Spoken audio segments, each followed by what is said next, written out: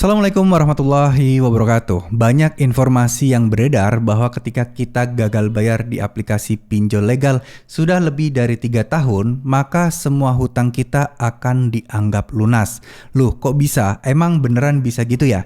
Jadi seperti ini ya teman-teman ya, kalau memang sudah 3 tahun lebih, memang kadang beberapa aplikasi pinjol legal itu mereka sudah tidak menagih lagi. Artinya ya kalian dianggap sebagai nasabah yang kecil harapannya untuk membayar pinjaman online. Akhirnya ya dibiarkan begitu saja.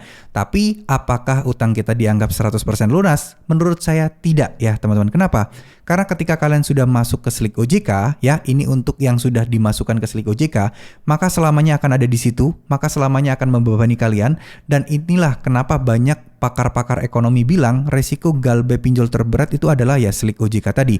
Karena nggak bakal bisa hilang kalau kalian nggak bayar pinjamannya. Oke, dari sisi penagihan, dari sisi tekanan mungkin benar 3 tahun kalian bakal ya lebih tenang karena utang kalian akan dianggap lunas dari sisi pinjolnya. Tapi kalau dari sisi administratif bank Slik OJK itu kalian masih punya tanggungan. Artinya ya kalau kalian mau KPR, pengajuan kredit, pinjaman itu akan sulit sekali ya teman-teman, karena ada sangkutan atau mungkin statusnya kredit macet meskipun nilainya tidak seberapa ya.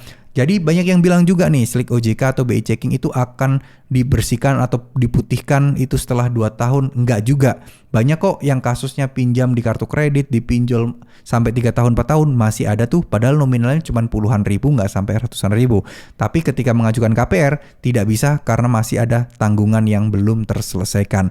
Jadi yang ngomong mungkin 3 tahun auto lunas ya mungkin dari sisi penagihannya aja, bukan dari sisi administratif atau mungkin data pinjolnya. Karena kita memang ya tahu ya, kita memang kalau misalnya pinjol itu nggak mungkin menagih terus-terusan. Masa dalam 3 tahun terus-terusan ditagih tiap hari kan enggak. Pasti mereka itu akan ada nasabah yang galbay berikutnya. Mungkin nominalnya lebih besar dari kalian, mungkin cara handle-nya dan kemungkinan bayarnya juga lebih baik dari kalian. Ngapain mereka capek-capek ke kalian yang mungkin mereka pikir bahwa oh orang ini kemungkinan bayarnya kecil. Nah itu kan yang tidak mungkin dan itu yang dihindari. Ya intinya sih mereka ingin bekerja seefektif dan seefisien mungkin. Jadi buat kalian yang mungkin saat ini segalbay dan sudah mulai 1 tahun 2 tahun, pasti kalian akan merasakan dan kalian akan tahu bahwa memang pinjol itu gak terus-terusan menagih. Kadang cuma 1 bulan di awal, cuma 3 hari di awal, kadang cuma 1 bulan sampai 3 bulan, kadang juga sepi, terus kemudian baru 3 tahun itu baru mulai ditagih. Itu ada kasusnya.